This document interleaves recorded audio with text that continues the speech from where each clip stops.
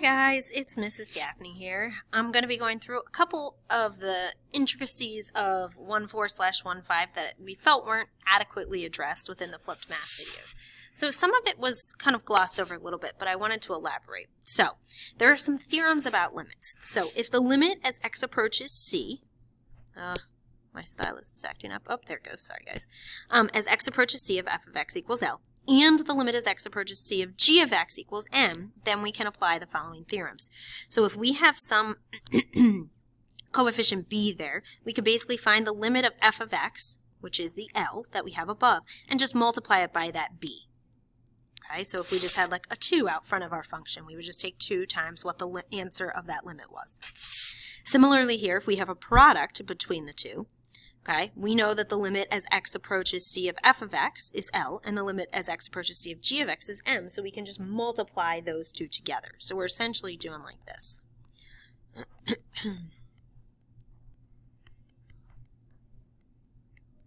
Okay. Similarly, if we add or subtract the two, we can just add or subtract those two limits. And same thing with division. Granted, we don't want m to be 0 because we can't divide by 0. Now there's this little caution here, and I want to make sure we really pay attention to this. If the conditions are not met, so when we say the conditions, we mean the fact that the limit of this guy is L and the limit of this guy is m, then we cannot apply these theorems. So only if those two individual functions have those limits can we apply those. If they don't have that, we have to go through an alternate approach. Excuse me, guys. So let's go through. I know they did a couple examples. Let's just run through a couple real quick together here. So the limit as x approaches 1 of 2 f of x plus g of x. So we're essentially, and you don't need to write the whole thing out, okay? But we are basically going to look at the limit as x approaches 1 of f of x, which we have right here is 3. But we're going to take 2 times that 3. And then the limit as x approaches 1 of g of x, excuse me, guys, which is negative 4. So we're going to have 6 minus 4, so that is just going to simply be 2. Okay, let's try the next one. The limit as x approaches 1 of g of x divided by f of x. So we know the limit as x approaches 1 of g of x is negative 4. And the limit as x approaches 1 of f of x is 3. Done and done. Nothing crazy there. All right. Here we're given the graphs of f and g above. It says find that limit or show that it does not exist. So the key thing here is when we look at this, if we were to break this up, the limit as x approaches 2 of f of x plus the limit as x approaches 2 of g of x, what we would notice is the limit as x approaches 2 in f of x that does not equal a value, that L that we have referenced above. So sorry, guys. So those theorems will no longer apply. Okay, so we can't just simply add, because the limit as x approaches 2 of f of x is d and e. So we want to take an alternate approach here. So what I'm going to do here is I'm going to look at the limit as x approaches 2 from the left of f of x, and the limit as x approaches 2 from the left of g of x. So when I do that, I can see an f, as we approach 2 from the left, we're at a height of 1. And g, well, g also is not continuous by itself. So I saw that f was d and e in general, and I didn't move on to g, but it also is. So as we approach 2 from the left, we would get that the limit of that guy is 0. So sorry for my voice, guys. Then what I'm going to do is I'm going to look, so those don't match up. We can see that. I'm going to look at the limit as x approaches 2 of f of x from the right, and 2 of g of x from the right. So f of x on the right-hand side is approaching a value of negative 2. G of x from the right is approaching a value of 3. So we can see that those also aren't lining up. Okay? But what we're going to do here is I'm going to look at the limit as x approaches 2 from the left of f plus g. Let's see what happens there. So if I take these guys, okay, f plus g, I'm going to get 1 plus 0, and I get 1. Now I'm going to look at the limit as x approaches 2 from the right of f plus g. So when I look at those two and add those up, I get negative 2 plus 3, which is 1. So since from the left and right, those match up, now we can say the limit as x approaches 2 of f plus g is going to be 1. So don't automatically jump to, oh, this is D and E, it's not going to work. You want to test on each side. Okay.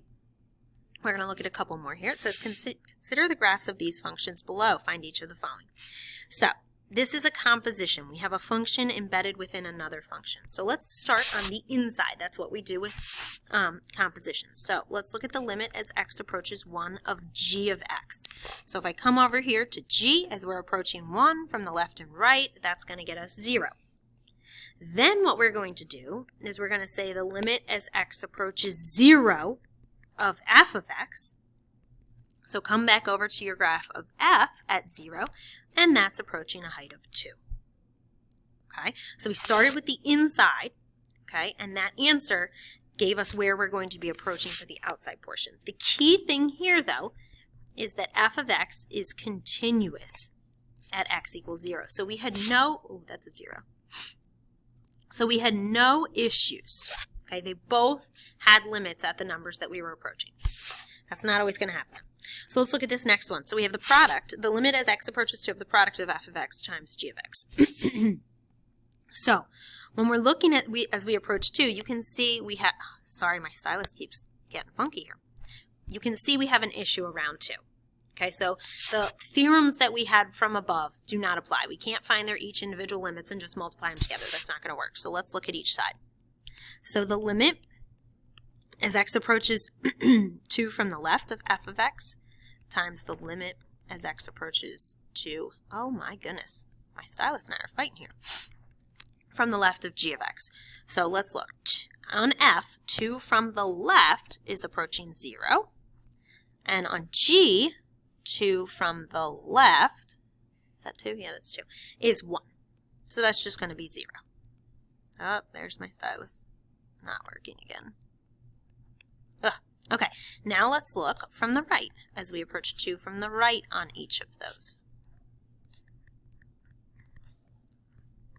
Okay, so 2 from the right on f is at a height of 1. G from the right is also at height of 1, so that comes out to 1. So notice that these didn't match like the last one. Okay, so we would say, so the limit as x approaches 2 of f of x times g of x is going to be d and e here. Let's not say it equals, it's going to be d and e. Okay, and the key thing here that we had to pay attention to was that f of x is not continuous. Oh, my stylus is not liking me. At x equals 2, so that's why we had an issue here. All right, let's look at one more, and this one's tricky. And when we come back in person in the fall, we'll go through some more of these special types, if you will, so don't worry, we can always go through them a little bit more in depth. So this last one, let's start on the inside. So the limit as x approaches 0 of f of x. So we know that that's 2. We can see that, let me erase all my scribbles here, we can see that it is approaching a height of 2 there. And the key thing is it is approaching 2 from below y equals 2. That's important. Well, we're going to use that here in a bit. Okay, so now we want to say the limit as x approaches 2 of f of x. We figured out the inner portion, so now we're going to focus on the outer portion. But when you look at that, you're like, it's d and e. But be careful. Notice in the first limit, we approached 2 from below. So like we approached it from 1.9, 1.99, 1.999. We got closer to 2 from values below it, aka values on the left-hand side. So let's focus on approaching 2 from the left-hand side. So if we approach 2 from the left, we would get 0. And the key reason we had issues here is that f of x was not continuous at x equals 2. So the key thing is you want to pay attention to your approach. How did we approach this? We approached it from below, aka values less than 2. Like I said, we will totally do more like that, like specifically like B and C. We can do more like A if you'd like also, when we come back in person. So if this is something you'd like us to elaborate on, just mark this, and this is something we can talk about in the fall. Hopefully this was helpful. I'll see you guys soon.